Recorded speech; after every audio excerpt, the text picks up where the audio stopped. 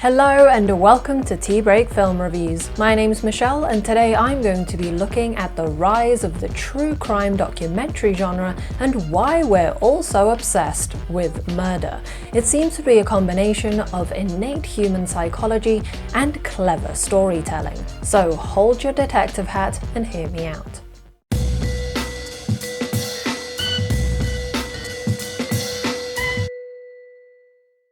Before we start, please consider subscribing to help support this channel so we can keep making videos like this. According to criminologists, our open obsession with true crime in the media can be traced back to Jack the Ripper, who in 1888 killed and mutilated at least 5 women in London. His crimes garnered global attention due in part to the evolution of broadsheet newspapers. The unprecedented interest in the story led to increased coverage of such cases in newspapers in the future, with special attention paid to giving them exciting headlines and cover images. In the 130 years that followed, the technical inventions and innovations were vast, culminating in the TV and film that has widespread consumption today. During the 80s and 90s, the style of true crime documentaries was primarily that of half-truths, glamorizations, and insinuations. Trials such as those of Ted Bundy and O.J. Simpson were the beginning of increased access to the justice system that had thus far been closed off. TV channels such as Investigation Discovery and True Crime peddled shows like America's Most Wanted and Unsolved Mysteries. However, it is the development of streaming services for bingeable content and the internet as a platform to discuss said bingeable content that has made true crime into a daily talking point. But why is it so popular? Why is it a genre that has consistently captivated our attention? The reasons behind this are twofold. One part compelling storytelling and the other part human psychology. As I have primarily seen the latter discussed in my research, I shall start with the former. If you've watched any of my film reviews, you'll know the topics that I usually try and discuss are cinematography, editing, sound design, production design, acting, characters, the plot itself, and how they all come together to create an interesting story. True crime documentaries are no exception to this recipe. Despite having to frame their narratives around facts, there are still a lot of decisions to be made when presenting these facts to an audience. Filmmakers often have to consolidate years of events into several hours, endless court transcripts into the most pivotal moments.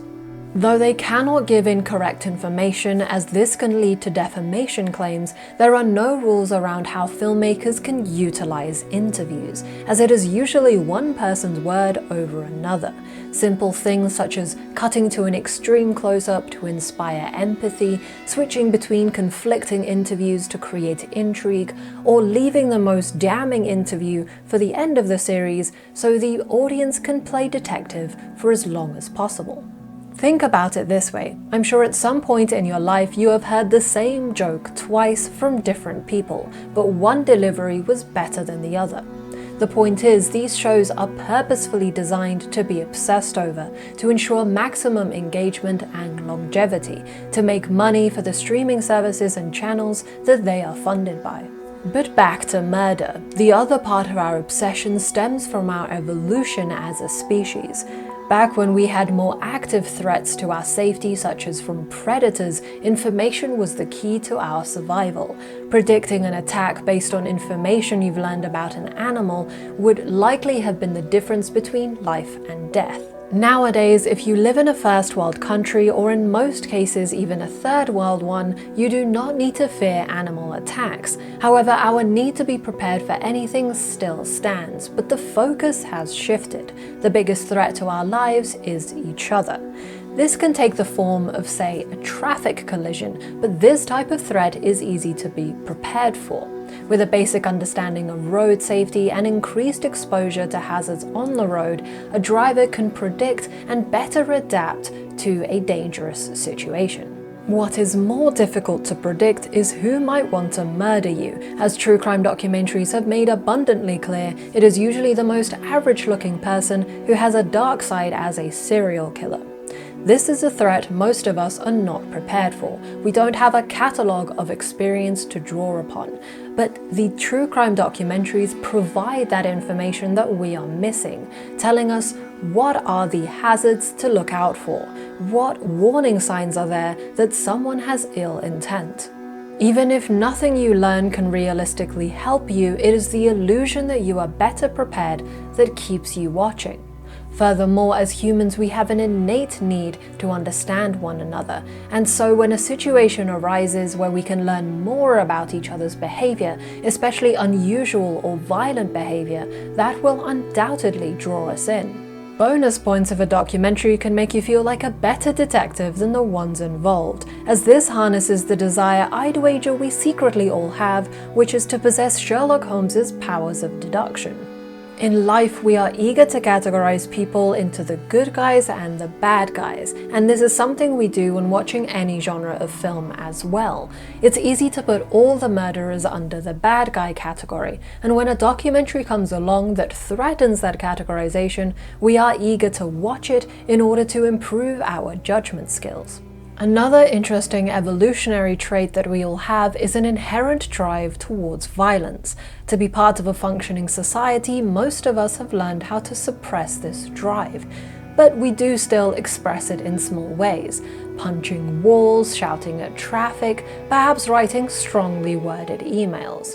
The subjects of true crime documentaries, however, express their drive by actually killing, and research suggests that by learning about these people, you are feeding and subduing your own drive. It's exciting to watch something you wouldn't do yourself. There's an attraction to the power these people have over others, led by their psychopathy. In contrast, another response these documentaries invite is one of relief. You are relieved to not have been in that situation and to not have been the victim. These feelings have only been heightened by the pandemic, when there is so much uncertainty and tragedy in the world. True crime invites you to consider your life and be thankful for it. You can also look back on opportunities where you could have been a victim, and this gives you a sense that you have somehow cheated death. Unfortunately, relief is not felt by everyone. If you are someone who, for example, has been through sexual assault or had a friend or family member disappear, then these documentaries can trigger PTSD, which has its own problematic consequences on these people's lives. And this is just for the viewers, but the effects on the actual family and friends on the victims can be even more devastating. The vastly popular podcast Serial drew international attention to the killing of Hae Min Lee by her ex-boyfriend.